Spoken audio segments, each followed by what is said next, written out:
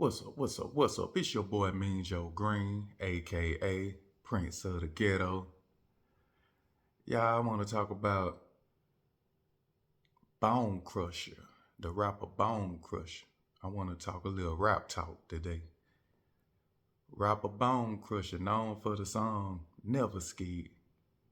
I know y'all know that song. I say we outside of the club and you think I'm a punk. Y'all know I ain't never scared. I ain't never scared. Bone Crusher took the credit for that song. Y'all think, right? See, all my Mississippi natives, we all know about this.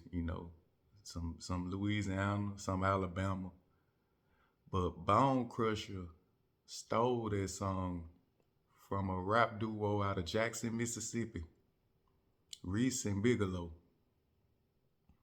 I still remember when that song came out. I think that was like in year 2000. I was just starting rapping myself. We used to hear that song on the radio. I ain't never scared. I'm talking about that song was big in Mississippi. And I just recently seen an interview of Bigalow. And he told the story, man, saying that he said that, Bone Crusher used to come down to Jackson, Mississippi. He used to let Bone Crusher come to his house, eat. They kids was friends. They was cool. He said, they was some big dudes, some big Macs, Daddy Macs. And he said, he had a closet full of clothes and he treated Bone Crusher like family. And then he said when they went to Atlanta, they brought the song to Atlanta and they were trying to shop the music in Atlanta. And he said that Killer Mike was originally on that song. It was Reese B, Bone Crusher, and Killer Mike. And he said T.I., he was a T.I. at the time, you know what I'm saying? That when T.I. was first getting on. He was tipped then. But he brought T.I., he said, but they ain't have money to pay T.I., He was good with the song with them folks. But, when they went back to Mississippi, Bone Crusher, he was in Atlanta and he hooked up with Jermaine Dupri. And now that I saw that Bone Crusher interview, he said that Jermaine Dupri had offered him $1 million up front, you know what I'm saying, for that deal. So I'm thinking now that's what made Bone Crusher backdoor Reese and Big. And he took that song and kept Killer Mike on it and then put upcoming T.I. on it. And that was a big record, man. That song was big. That song reached number 1 on 106. That song was number 1 on the chart. Bone Crusher had blew up off that song, but he backdoored Reese and Big out of Mississippi. And I remember that time, I was coming to Jackson with my cousin. And them boys in Jackson, they was mad. They was talking about that at that time. Saying, man, they stole that song, man. Because I heard it on the radio. I'm like, okay. But when I heard it on the radio, it was like, that song had been out. And then when I saw it on TV, I'm like, man, that song was out for some years now, Because Reese and Big, they already had it. They used to play it on 99 Jam in Mississippi on the radio station all the time. And then I remember when that song used to come on, I used to bump there. I'm like, okay, that song was hard, man. That song and that Boo the Boss Player, because they put Bone Crusher on that song. Boo the Boss Player had a song called Say It To My Face. Say it to my face. What? Say it to my face. That was a big record in Mississippi. See, Jackson, Mississippi, they fucked with Bone Crusher. Bone Crusher was fucking with them. But when Bone Crusher went back to Atlanta and Jermaine Dupri got a hold to him, and I guess Jermaine Dupri told him that what he can do for him, you see what people do for money, ain't it? He cutthroat these boys, man. He cutthroat Reese them, and Reese, Bigalow said, how could you just live a lie? He getting up there talking about that was his song, and Bigalow just looking there saying his whole life, his whole career was just a big lie. And he rolling with it. So, Bigalow said that they had got a court order on Bone Crusher and Jermaine Dupri, and they had to stop playing that song on radios and everything. That's why you really don't hear that song that much, especially on radio. He said they had to, and Bone Crusher had to stop performing it. And guess what? After that, what else hit Bone Crusher had? We ain't heard no more from Bone Crusher really after that. They Never Scared was his biggest hit, but he stole it from Reese and Bigalow. And if you don't believe me, even Boosie said it in a Vlad interview. He said, man, that's Reese and Big song. He said Bone Crusher stole it. Little Boosie back in the day. And Boosie said it on his song. That song he had, What About Me? That's how I'm feeling when I'm chilling with my nigga, wishing that we had a me. He had said, they holler Flip, they holler Mike Jones and holler Bone Crusher. That Reese and Big song, and I made head bust. But what about me?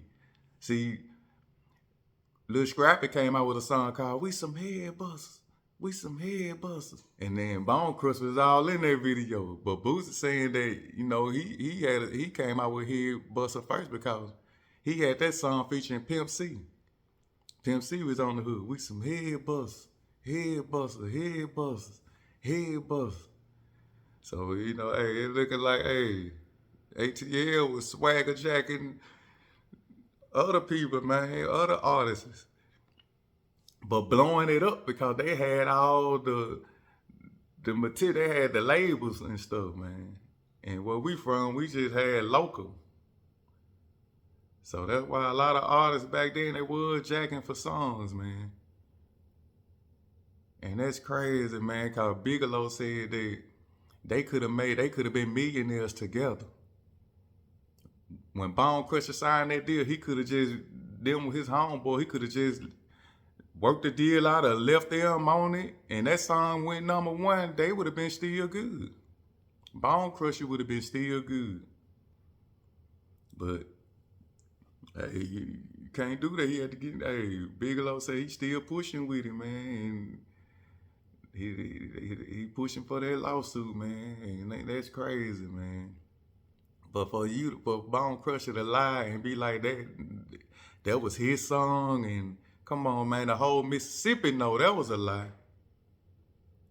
And then another thing, Bigalow said David Banner was in the studio when they made that song. He said David Banner knew about it. And he said he asked David Banner to tell the world, tell the people, man, whose song that really is. And he said David Banner didn't say nothing. So, Jackson, Mississippi was looking like, well, David Banner chose the side because, David Banner did that Rubber Band Man with T.I. David Banner, he wasn't even on yet when Reese and Bigalow had their hit record going in Mississippi. David Banner, he had that fire water. David Banner was on the grind too. But yeah, he said David Banner knew about it, but David Banner just didn't say nothing. I just feel like David Banner just didn't want to get in there, because he in Atlanta now fucking with them boys, getting his paper right. But come on. What's going on with people keeping it real though, man? And that's what Bigalow was saying. He was like, man, they asked Banner to, tell the people the truth, man. He said Banner didn't say nothing. It took Boosie to come out and say it. Cause Boosie used to fuck with Jackson too. Boosie was on that song Swag with Jumaine and them. Boosie stayed in Jackson too now. Boosie know what's up. The whole Mississippi knew what was up with that one. And that's crazy, man. Bigalow and them, man, they really had supposed to blew up before David Banner, really. Because that was their song. Never Scared. And that mug touched number one, man. And it's crazy, though, how, like, the independent artists, you see how stuff try to block you, man.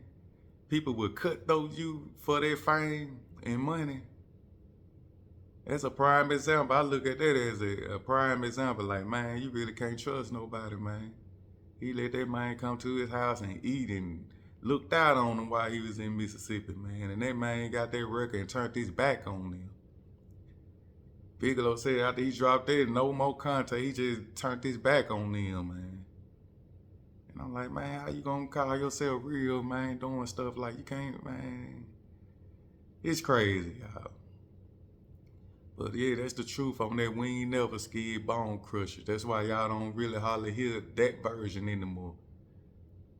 You don't hardly hear, that was a hit record. Why Bone Crusher still ain't performing it everywhere all the time? Cause he really can't. And after that, Bone Crusher had never had another hit.